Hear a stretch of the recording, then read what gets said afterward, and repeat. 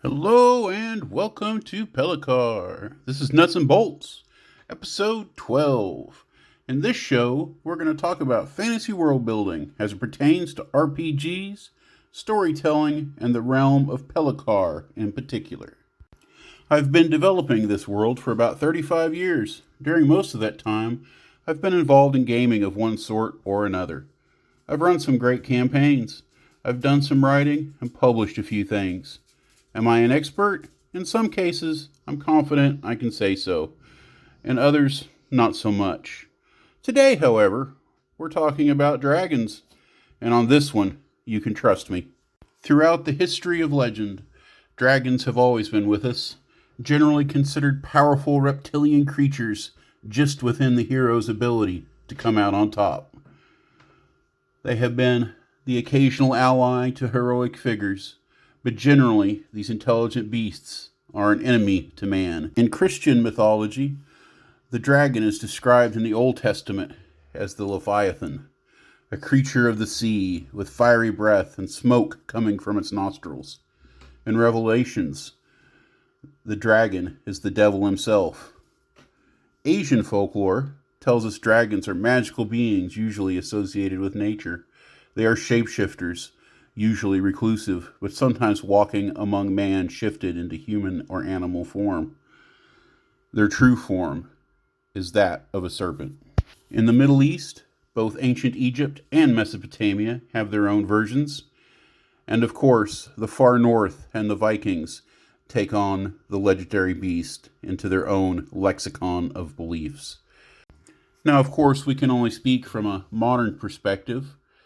The ancient Babylonians didn't say the word dragon, neither did the ancient Japanese or the Norse or the Egyptians. These have all been scooped up together by modern observers and call them all dragons, even though they have much different origins and purposes within those individual cultures. I'd argue that despite the old stories, the dragons really belong to today's world. It's the modern authors, game creators, and movie makers that have honed the beast into what is now our shared visions. Dragonheart, Game of Thrones, and McCaffrey's Dragon Riders, they've all contributed, but perhaps none more than the king of fantasy, Dungeons & Dragons, the tabletop role-playing game. For the most part, all these guys considered the dragon to be reptilian in nature.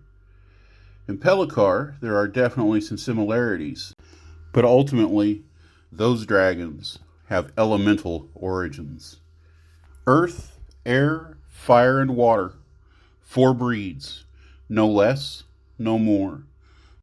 For those obsessed with variety, there are the wyverns. And in diversity, they come by the bucket load, varied in strength and characteristics. The swamp wyverns, crystal wyverns, bone wyverns, laughing wyverns, spiked wyverns, salt wyverns, and fog wyverns, just to name a few. But those guys will get their time in another episode.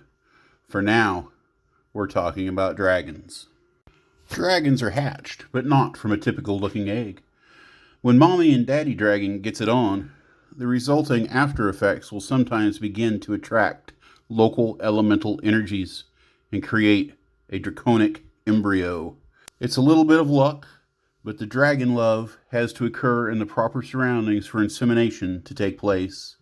For water, a deep lake or ocean environ will do. For earth dragons, deep in the earth is your best bet. You get the idea. The embryonic field takes up a space of several hundred square feet, but an untrained adventurer might never realize that they're looking at anything special. The birthing place of a fire dragon might just be mistaken as a geographical formation at the edge of a lava bed. A water dragon's a glob of barely noticeable gel at the base of the ocean floor. At birth, the dragon is known as a drake. He's just a little guy, barely able to fend off, well, no, not really. Drakes come into the world near the top of most food chains. They're intelligent, they're high level, they're eager to devour, well, whatever comes their way, but I was going to say knowledge. They are considered 10th level, capable of minor magic use, and able to fly, most of them anyway. They are serpent-like in appearance, and about 20 feet long, with clawed feet and a tail attack. If that's not formidable enough, they will usually have their parents to watch over them. Around the age of 150, drakes are ready for their first metamorphosis. They'll find a secluded spot deep in their elemental environment and enter a catatonic state. All the usual fantastic stuff happens with the formation of a chrysalis and an appropriately dramatic birth sequence. The mature dragon enters the world looking much like a traditional Western dragon. 4 legs, wings, a breath weapon, and the brains to back it up.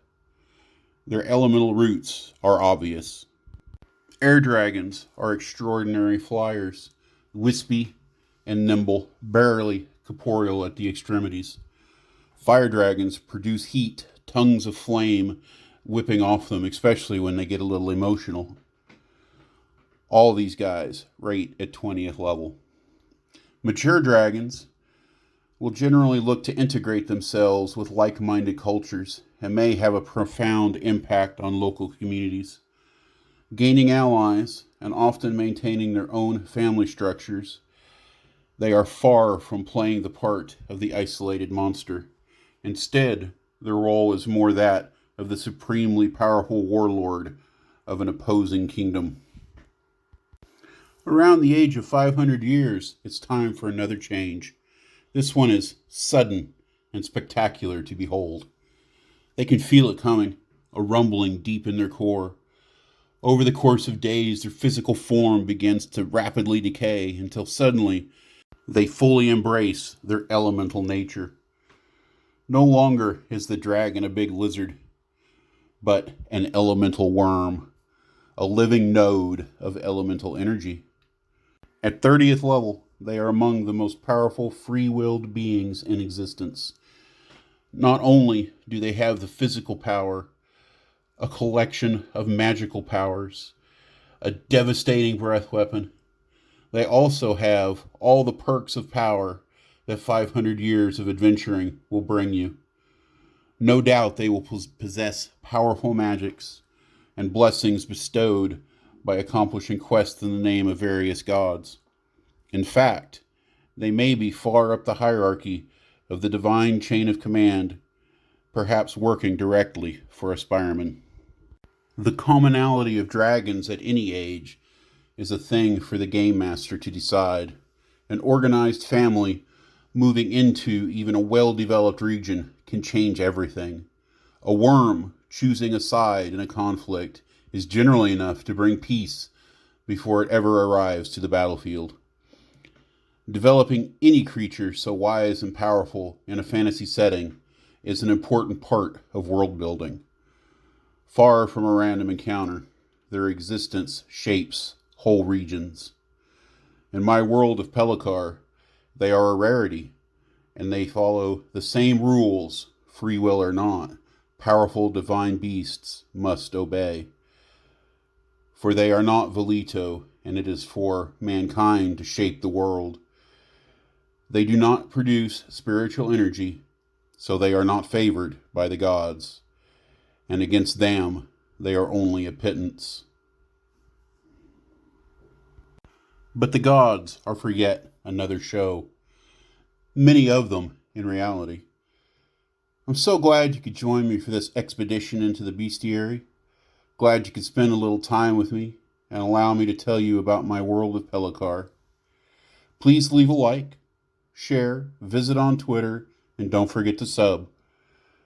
But most of all, I hope you all have an absolutely wonderful day.